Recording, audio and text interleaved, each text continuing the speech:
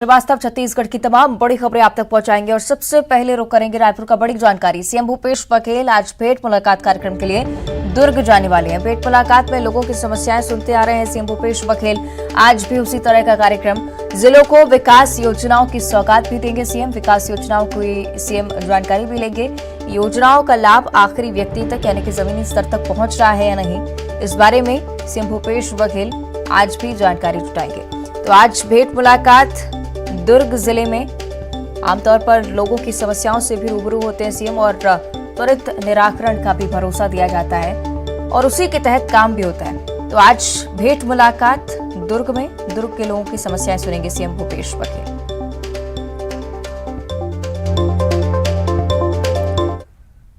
और छत्तीसगढ़ में आरक्षण विधेयक पर सियासत लगातार बढ़ती जा रही है। कांग्रेस आरक्षण को लेकर एक महा रैली करने वाली है।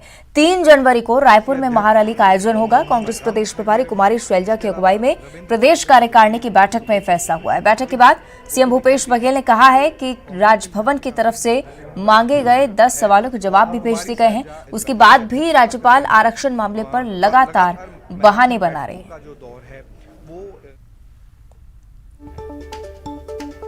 कमेटी ने तय किया है कि 3 जनवरी को एक बड़ी रैली प्रदेश कांग्रेस कमेटी के नेतृत्व में यहां निकाला जाएगा। उसको कमजोर किया जा रहा है। एक जीता जागता उदाहरण है कि विधिक सलाहकार है वो विधानसभा से बड़ा हो गया और कोई अधिकार नहीं है। सारे अधिकारी मेरे इस बात पे विरोध में थे कि राज्यपाल ने जो 10 सवाल भेजे हैं उसका जवाब देना है, क्योंकि संविधान में ऐसी कोई व्यवस्था है ही नहीं। फिर भी मैंने राज्यपाल की जीत को ध्यान में रखते हुए छत्तीसगढ़ के 3.25 करोड़ जनता जो आरक्षण में चाहे ईडब्ल्यूएस हो, पिछड़े वर्ग हो, अनुसूचित जाति हो, जनजाति, सबके लिए तो वो लागू हो जाए और कम से कम इसका जो ईगो है वो सेटिस्फाई हो जाए, इसलिए मैंने जवाब दिया। लेकिन अब फिर से वो बहाना ढूंढे, परीक्षण कराऊंगी, मतलब विधानसभा तो बड़े होगी वो। और अब दुर्ग से बड़ी खबर का रुख करेंगे। बीजेपी पर सीएम भूपेश बघेल ने निशाना साधा। बीजेपी की तरफ से कहा गया बीजेपी निम्न स्तर तक गिर गई है। अजय चंद्राकर के बयान पर पलटवार भी, इतनी निम्नता ठीक नहीं है। छत्तीसगढ़ से ज्यादा मध्य प्रदेश ने कर्ज लिया है। कांग्रेस सरकार अच्छा काम कर रही है। क्या बोल रहे हैं? लगातार बयान भी दे रहे हैं कि सरकार फेल हो जाएगी, सब कुछ फेल हो जाएगा, सिस्टम काम नहीं कर रहा है। उसको लोग क्या कहना चाहेंगे उनको? अब पता नहीं किस सिस्टम की बात कर रहे हैं। धान खरीदी चल ही रहा है, गोधन न्याय योजना चल रहा है, आदिवासी क्षेत्रों में लघु उपज खरीदी चल ही रहा है, स्वामी आत्मानंद अंग्रेजी जी स्कूल संचालित हो रहे हैं, हॉस्पिटल संचालित हो रहे हैं, सड़कों का निर्माण हो रहा है, पुल पुलिया का निर्माण हो रहा है, सारे तीज त्योहार मनाए जा रहे हैं। तो फेल कहाँ से हो रहा है? मध्य प्रदेश में अभी हजारों करोड़ के कर्ज ले चुके हैं, छत्तीसगढ़ में अभी तक हम लोगों ने नहीं लिया है। तो फेल कहाँ हुआ है? फेल मध्य प्रदेश हुआ है कि छत्तीसगढ़ हुआ है? कुछ ग्रामीणों ने शिकायत की वहाँ भी गोबर खाद का पैसा नहीं मिला। उनके पास 15 साल उनको मौका मिला, न प्रदेश का विकास कर पाए, न यहाँ के लोगों के जीवन ऊपर उठाने में काम कर पाए। तो हमारी सरकार है वो लगातार लोगों के जीवन ऊपर उठाने के लिए, जीवन स्तर ऊपर उठाने के लिए लगातार हम लोग काम कर रहे हैं।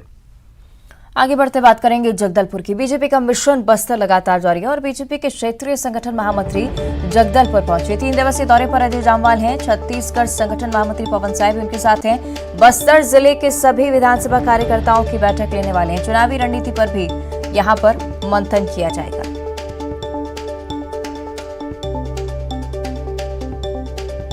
जगदलपुर से बड़ी जानकारी। बीजेपी एक तरफ लगातार मिशन बस्तर में जुटी हुई है, जिससे आगामी चुनाव में उसका फायदा मिल सके, इसे आज बीजेपी की तरफ से चुनावी रणनीति तैयार की जाएगी।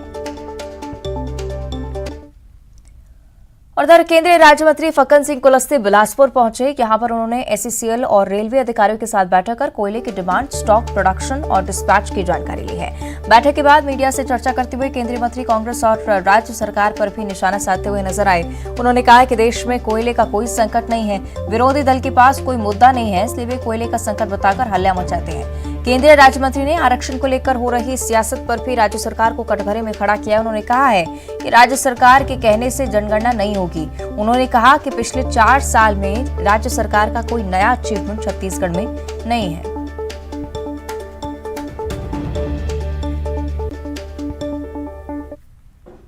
और और दूसरी तरफ कवर्धा दौरे के दौरान शंकराचार्य स्वामी अभिमुक्तेश्वरानंद ने राम सेतु के बारे में पूछे गए सवाल पर कहा कि ब्रह्मलीन शंकराचार्य स्वामी स्वरूपानंद महाराज ने इसके लिए कानूनी लड़ाई लड़ी थी। उन्होंने मुझे अपना प्रतिनिधि बताया था। राम सेतु आदि अनादिकाल से विद्यमान है और इसे कोई नकार नहीं सकता है। राम सेतु करोड़ों हिंदुओं की आस्था का प्रतीक है। सुप्रीम कोर्ट ने राम सेतु को यथावत रखने का आदेश दिया था। देखिए, राम सेतु का मुद्दा सुप्रीम कोर्ट में है। राम सेतु के संरक्षण के लिए ज्योतिष पीठ और द्वारका शारदा पीठ के ब्रह्मलीन जगत गुरु शंकराचार्य पूज्यपाद स्वामी स्वरूपानंद सरस्वती जी महाराज ने बहुत बड़ा प्रयत्न किया। उन्होंने राम सेतु रक्षा मंच की स्थापना की, हमको उसका संयोजक बनाया। दिल्ली में एक बहुत बड़ी रैली की, सुप्रीम कोर्ट में मुकदमे किए और पूरे देश में आंदोलन चलाया। परिणाम स्वरूप राम सेतु की अंतरिम रक्षा हुई, क्योंकि अंतरिम आदेश आ गया कि अगले आदेश तक के लिए अभी इसको तोड़ने से रोका जाता है। आगे बढ़ते बात करेंगे कोरबा की। छत्तीसगढ़ पुलिस के निजात अभियान को अंतर्राष्ट्रीय पहचान मिल चुकी है। बड़ी जानकारी, एसपी संतोष सिंह को leadership in crime prevention category में अवार्ड दिया जाएगा। राजनांदगांव एसपी रहते संतोष सिंह ने नशा विरोधी अभियान चलाया था और अमेरिका के प्रतिष्ठित IACP 2022 अवार्ड के लिए उनका चयन हुआ है।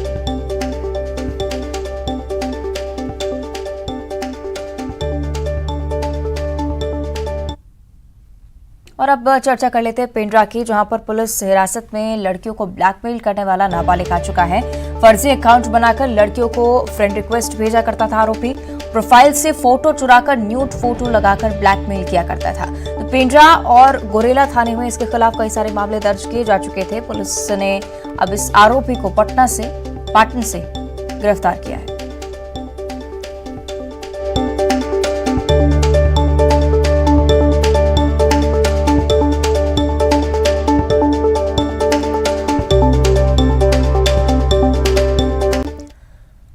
और अब खबर मनेन्द्रगढ़ से। यहां नए जिले के गठन होने के 4 महीने बाद ही मनेन्द्रगढ़, चुरमरी, भरतपुर जिले के किसी भी अस्पताल में ऑक्सीजन प्लांट नहीं है।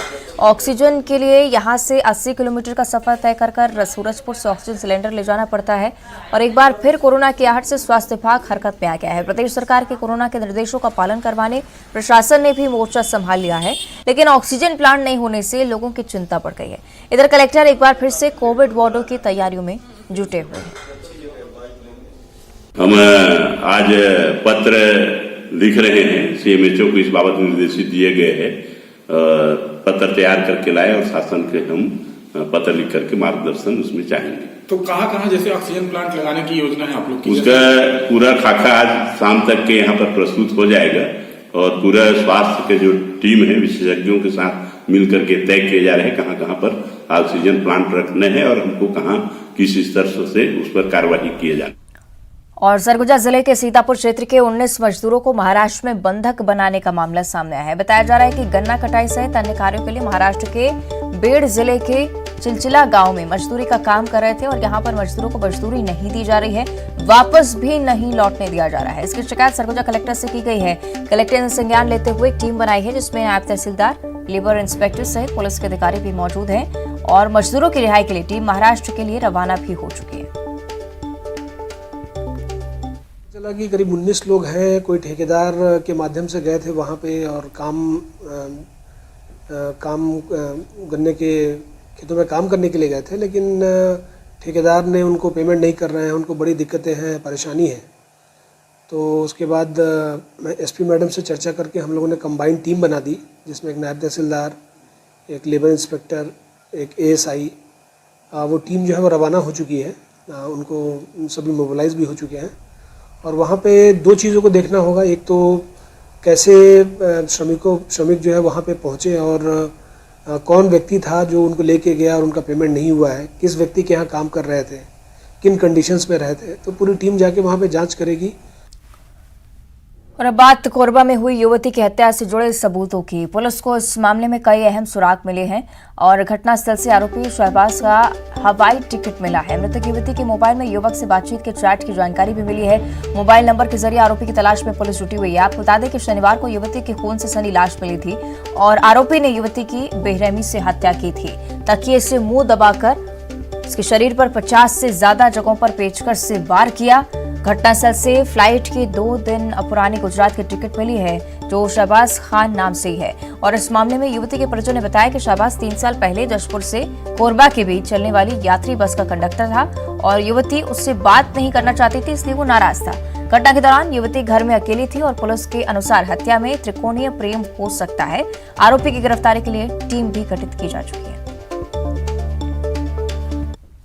करता था सिस्ती बस में, पहले कंडक्टर करता था, फिर बाहर काम करने चला गया था। शहबान खान। जब से दीदी मदनपुर में स्कूल में पढ़ने जा रही थी तो उसी बस से आना जाना कर रही थी, तब से मतलब कुछ दिनों से फिर बात उसका शुरू हुआ उस लड़के से। कल से कुछ चीज़ें बरामद हुई है, जिसमें आरोपी के फ्लाइट टिकट और यहाँ जिस लॉज में रुका था वहाँ से भी एविडेंस मिल गया है। और पूर्व में भी जो मृतका है उससे इसकी जान पहचान थी। आरोपी युवक है जो पूर्व में बस में कंडक्टर का काम करता था, उसी बस में युवती भी स्कूल से आना जाना करती थी।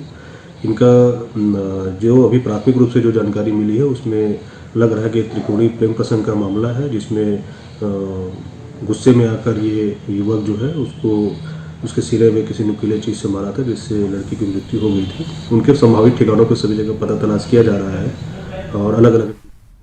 और अब खबर धमतरी से, जहां बच्चों को बेहतर शिक्षा देने के लिए आत्मानंद स्कूल बनकर तैयार हो चुका है। स्कूल में बच्चों को नए तरीके से एकजुट करने के लिए जहां स्मार्ट क्लास बनाए गए हैं, तो वहीं स्मार्ट साइंस लैब भी बनाए गए हैं ताकि छात्रों को लैब एक्सपेरिमेंट में कोई दिक्कत नहीं आए। तो स्कूल में करीब 1300 बच्चे एक साथ पढ़ सकेंगे और बच्चों को पढ़ाने के लिए एक्सपर्ट शिक्षकों की नियुक्ति की गई है।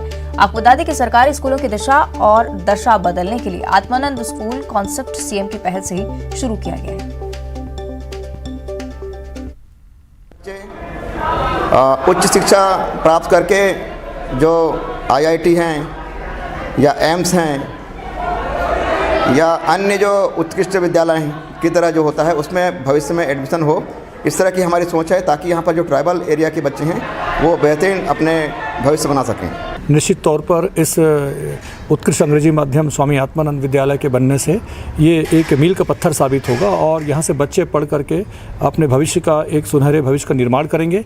और ये पूरा स्कूल जो है इस क्षेत्र के लिए एक विकास में, शिक्षा के विकास में मील का पत्थर साबित होगा। छत्तीसगढ़ शासन उनकी योजना थी स्वामी आत्मानंद उत्कृष्ट स्कूल योजना, उसके अंतर्गत इस स्कूल को लिया गया और हमारे माननीय कलेक्टर साहब हैं एल्मा सर, उनके काफ़ी मतलब ध्यान देने के बाद ये स्कूल बिल्डिंग तैयार हुई है। आगे बढ़ते और अब बात करेंगे पेंड्रा की। पेंड्रा में घना कोहरा छाया हुआ है, विजिबिलिटी कम होने से आवागमन भी प्रभावित हो रहा है। अमरकंटक के तराई वाले क्षेत्रों में जमने लगी है बर्फ और इस वजह से लगातार लोगों को परेशानियों का भी सामना करना पड़ रहा है। घने कोहरे के साथ जिले का न्यूनतम तापमान 12 डिग्री सेल्सियस। तो पेंड्रा की ये जानकारी आपके साथ साझा कर रहे हैं। घना कोहरा यहाँ पर छाया हुआ है, ठंड का सीधा प्रभाव पेंड्रा के इस क्षेत्र में देखने को मिल रहा है। विजिबिलिटी कम होने से आवागमन प्रभावित हो चुका है। चलिए और ज्यादा चर्चा इस पर हम करेंगे। सहयोगी सुबीर हमारे साथ लाइव जुड़ रहे हैं। सुबीर, आपसे हम जानकारी चाहेंगे, क्या स्थिति पेंड्रा के मौसम की और आगे के लिए क्या कुछ संभावना जताई जा रही है?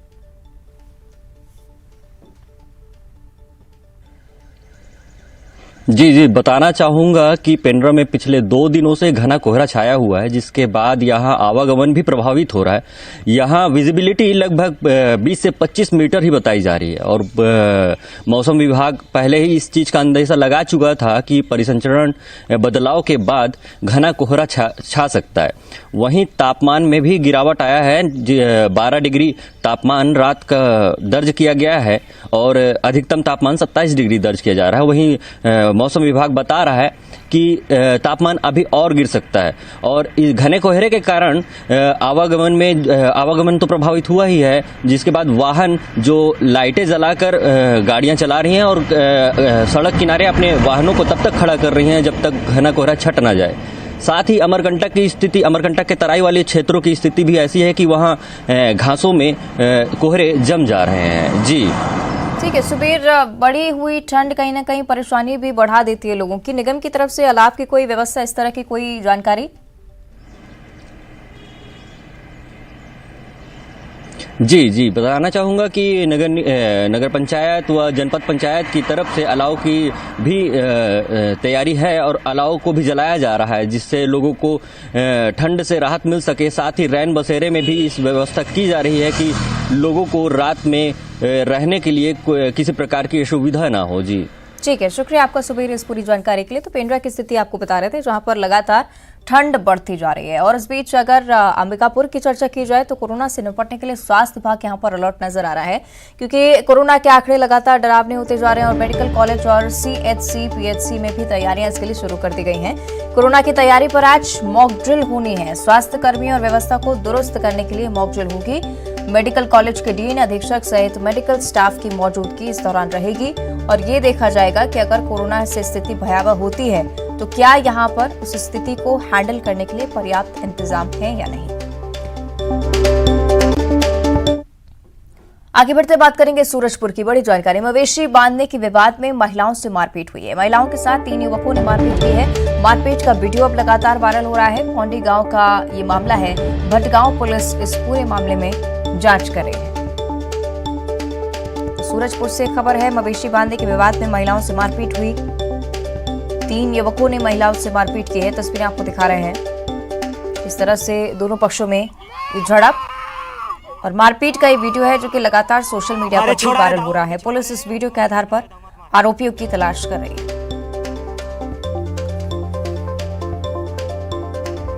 तस्वीरें आपको दिखा रहे हैं, मवेशी बांधने के विवाद को लेकर महिलाओं से मारपीट की गई है। सहयोगी वरुण हमारे साथ फोन लाइन पर जुड़ रहे हैं। वरुण, क्या कुछ जानकारी इस तस्वीर के पीछे? अवंतिका, ये भटगांव पुलिस थाना क्षेत्र के पोड़ी गांव का मामला है, जहां पर एक दिन पहले ये तस्वीर सामने आई कि एक परिवार में जो थे वहाँ मवेशी मारने को लेकर विवाद हुआ और 3 युवकों ने महिलाओं की जमकर पिटाई की और उसका वीडियो भी वायरल हो रहा है, जिसके बाद महिलाओं ने थाने में शिकायत किया। फिलहाल पुलिस जांच की बात कर रही है, लेकिन आरोपियों की अब तक गिरफ्तारी नहीं हो पाई। लेकिन जो सोशल मीडिया में जिस तरह से वीडियो सामने आया मारपीट के, उसके बाद गांव में भी थोड़ा तनाव की स्थिति है, लोगों में भी नाराजगी है। लेकिन फिलहाल पुलिस अभी जांच और विवेचना की बात कर रही है, लेकिन आरोपियों की अभी तक गिरफ्तारी नहीं हो पाई है। ठीक है, शुक्रिया आपको वरुण जानकारी के लिए। उधर कांकेर जिले की साहसी बच्ची को रायपुर में साहबजादा वीरता पुरस्कार से सम्मानित किया गया है। राज्यपाल अनुसुईया उइके ने मेडल और प्रशस्ति पत्र से बच्ची को सम्मानित किया। आपको बता दें कि 4 सितंबर 2022 को साहसी बच्ची जंबावती ने नदी के तेज बहाव में अपनी और 2 साल की बहन की जान बचाई थी। जंबावती जिले के भानबेड़ा गांव की रहने वाली है। और बात करेंगे एक दुर्लभ पक्षी की। मालाबार के पश्चिम घाट में पाया जाने वाला पक्षी मालाबार व्हाइट हॉर्नबिल बीजापुर के टाइगर रिजर्व में देखा गया है। इंद्रावती नदी वाले इलाके में 12 से 15 की संख्या में पक्षी देखे जा रहे हैं। टाइगर रिजर्व के निदेशक ने बताया कि इन दुर्लभ पक्षियों का बीजापुर जिले में आना दर्शाता है कि यहाँ का वातावरण उनके लिए अनुकूल है।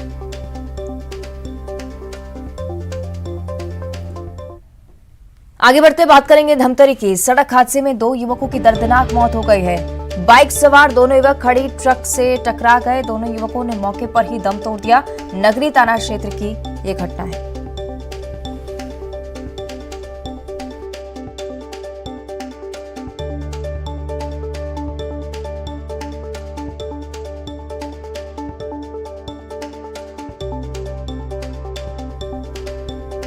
तो धमतरी से जानकारी, सड़क हादसे में 2 युवकों की दर्दनाक मौत हो गई है। नगरी थाना क्षेत्र की घटना है। और अब 25 सेकंड में खबर। दुर्ग में